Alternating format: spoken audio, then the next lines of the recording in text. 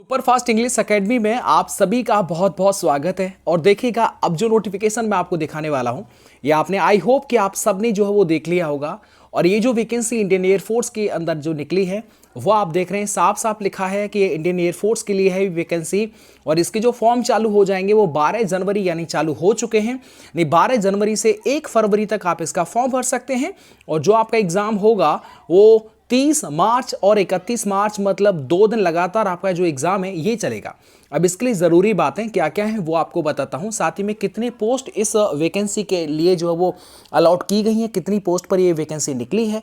और साथ ही में आपके लिए जो इंग्लिश पढ़ाई जाएगी राम सर के द्वारा, वो बिल्कुल दोबारा से पढ़ाई जाएगी उसी अंदाज में जो अंदाज पहले था। तो चलेगा, छोटी छोटी चीज़ें हैं वो आपको बता देता हूं।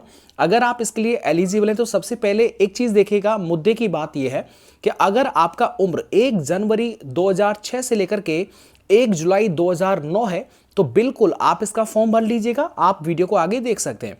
अगर आपका उम्र जो है वो निकल गया है और 1 जनवरी 2006 से भी पहले का है तो बिल्कुल आप इसका फॉर्म नहीं भर सकते।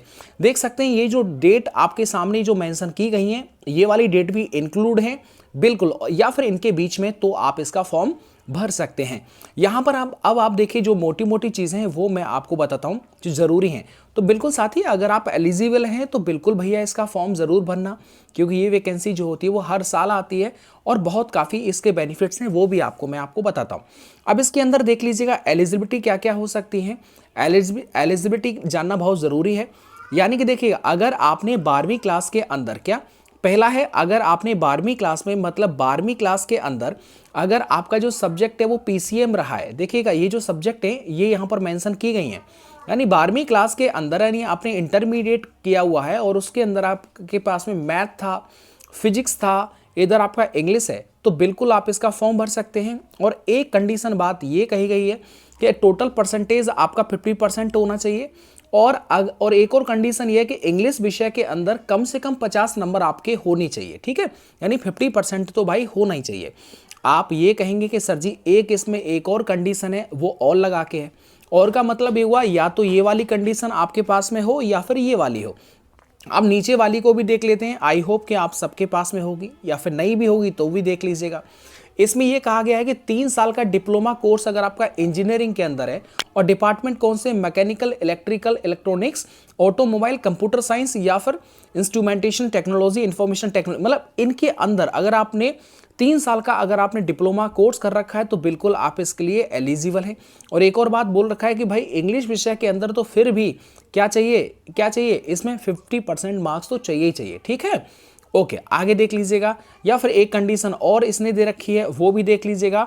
अगर आपके पास में ये सब नहीं है और ये वाली है, मतलब 2 साल का अगर आपका वोकेशनल कोर्स आपके पास में है विद नॉन वोकेशनल सब्जेक्ट के, जैसे फिजिक्स, मैथमेटिक्स, तो भी आप इसका फॉर्म जो वो भर सकते हैं।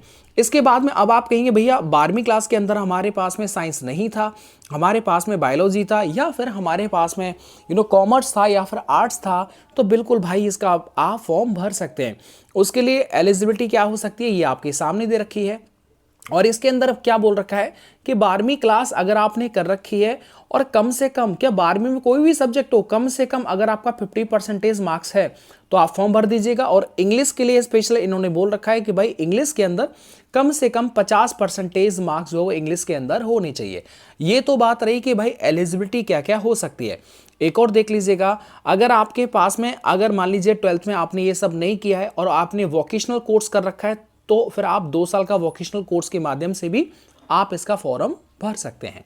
Is that clear? कोई दिक्कत आपके पास में नहीं है भाई, बिल्कुल नहीं होनी चाहिए। अब आगे देखते हैं, आगे आपके फिजिकल स्टैंडर्ड की हम बात कर लेते हैं। देखिएगा, सबसे पहले आपका पेपर होगा, और पेपर जो होगा वो आपका होगा ऑनलाइन। क्या होगा? ऑनलाइन आपका जो एग्ज़ाम होगा। जब आप ऑनलाइन एग्ज़ाम क्वालिफाई कर लेते हैं तो उसके बाद फिर अगली जो चीज़ें होती हैं फिजिकल में, जो माप तोल होती है, उसके लिए यहाँ पर बताया गया है। और इसके लिए साफ साफ बोल रहा है कि मेल कैंडिडेट जितने भी हैं उनके लिए 152 सेंटीमीटर कम से कम होना चाहिए। अगर आप फीमेल कैंडिडेट हैं तो मिनिमम एक्सेप्टेबल जो हाइट है वो यहाँ पर फीमेल के लिए 152 यहाँ पर बोल रखा है, ठीक है। और बोल रखा है for candidates belonging to North East से, अगर आप इन एरिया से जो बिलोंग करते हैं उत्तराखंड रीजन से, तो 147 भी जो आपका हाइट चल जाएगा, ठीक है।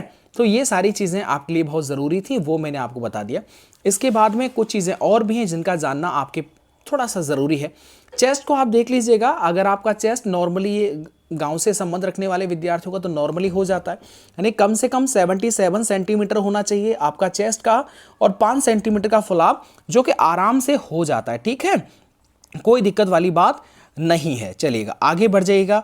आगे आप देख लीजिए भाई, शादी वादी मत करना, ठीक है। शादी के लिए उन्होंने साफ साफ बोल रखा है कि आप जो है वो शादी नहीं कर सकते, ठीक है। अनमेरिड आपका होना बहुत ज़रूरी है। चलेगा आगे देखिए, टर्म्स एंड कंडीशंस, ये आपको पता है कि 4 साल के लिए जो है वो आपको रिक्रूट किया जाता है और उसके बाद आप रिटायर हो जाते हैं। तो ये थोड़ी सी चीज़ें देखने वाली बात होती है। इसके बाद में अलाउंसेस जो होते हैं, बेनिफिट्स क्या क्या होते हैं, वो सब जो है वो आपके सामने यहाँ पर इस वाले कॉलम के अंदर बता रखे हैं। इनको आप पढ़ लीजिएगा, क्योंकि आपके लिए जानना बहुत ज़रूरी है कि आपको शुरुआत में जो वो कितना सैलरी जो आपको मिलेगा। इसके बाद में अब जानना ज़रूरी है कि आपके पेपर में आएगा क्या। तो फेज फर्स्ट जो आपका होगा, यानी जो ऑनलाइन टेस्ट आपका होगा, उसके अंदर बहुत जाना ज़रूरी है। देखिएगा, अगर आपने साइंस सब्जेक्ट 12वीं के अंदर था और आपने अप्लाई कर रखा है, यानी एक्स के लिए भी कर रखा है, बाई के लिए भी कर रखा है, तो एक्स वाला जो पेपर होगा वो 60 मिनट का होगा, और उसमें आपका फिजिक्स, मैथ्स और इंग्लिश वाला जो सब्जेक्ट है वहाँ से सवाल पूछे जाएंगे, जो कि सीबीएसई पैटर्न पर होगा। अगर आपके 12वीं में, अगर आपने मान लीजिए आपके पास में साइंस नहीं था, तो आपने सीधी बात है कि फिर अदर स्ट्रीम से जो है वो अप्लाई किया होगा, तो उसके लिए अदर देन साइंस वाले के लिए 45 मिनट का पेपर होने वाला है, जिसके अंदर इंग्लिश जो है वो दोनों के अंदर कॉमन रहता है, और क्योंकि टेक्निकल नहीं है, नॉन टेक्निकल है, तो इसके अंदर रीजनिंग और जनरल अवेयरनेस जो होता है वो दोनों होता है। एक विद्यार्थी 2 काम कर सकता है, वो एक्स के लिए भी फॉर्म भर सकता है, वो एक्स के लिए भी भर सकता है और बाई के लिए भी भर सकता है। अब दोनों के लिए फॉर्म भरा तो एक्स के अंदर ये जो चीजें सब्जेक्ट हैं, फिजिक्स, मैथ और इंग्लिश, ये वाले सवाल पूछे जाएंगे। अच्छा, फिर वो बाई का भी देगा, तो उसके लिए क्या होगा, इंग्लिश तो दोनों में सेम थी, तो इंग्लिश आपने दे लिया वहां पर, फिर आपका रागा बचेगा, ये भी आपको देना पड़ेगा। अगर आपने, एक विद्यार्थी ऐसा है जिसने सिर्फ एक्स का ही फॉर्म भरा है, एक विद्यार्थी ऐसा जिसने सिर्फ बाई का ही फॉर्म भरा है, तो फिर उनके लिए, दोनों के लिए अलग अलग जो है वो ये प्राथमिकता आपके सिलेबस में दे रखी है। आई होप आपको समझ में आ गया होगा।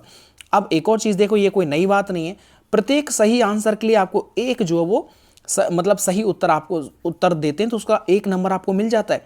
अगर गलत उत्तर दे दिया तो 0.25 का नेगेटिव मार्किंग इस पेपर के अंदर देखने को मिलता है। आई होप आपको समझ में आ रहा होगा बड़े अच्छे से।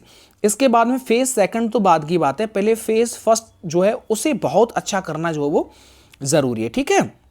चलिएगा, अब अप्लाई करने के लिए आप ऑफिशियल वेबसाइट के माध्यम से भी साइबर कैफे पर जाइए, अपने डॉक्यूमेंट लेके जाइएगा, और वहाँ पर जो है इसके फॉर्म चालू हो गए, तो बिल्कुल भैया इसका जो फॉर्म आप ज़रूर भरिएगा। बाकी इसमें कोई ऐसी विशेष बात नहीं जो आप सभी को जो बताना ज़रूरी हो। फिर भी अगर आप कमेंट करके पूछते हैं तो आपका मोस्ट वेलकम है। आपका कमेंट भी बहुत जो है वो पुरानी यादों को ताज़ा करेगा। और एक और बात मैं भरोसा दिलाता हूँ आपको, अगर आप न्यू कैंडिडेट्स हैं, मतलब न्यू विद्यार्थी हैं, पहली बार आप इसका फॉर्म भरें और तैयारी कर रहे हैं, आप सोच रहे हैं कि भैया इंग्लिश आप पढ़ाइएगा, क्योंकि हमारे जो भाई हैं जो 2019, 20, 21 बैच में जो गए थे वो आपका नाम लेते हैं, तो बिल्कुल आपको राम सर के द्वारा ही इंग्लिश पढ़ाई जाएगी और शानदार पढ़ाई जाएगी, ठीक है।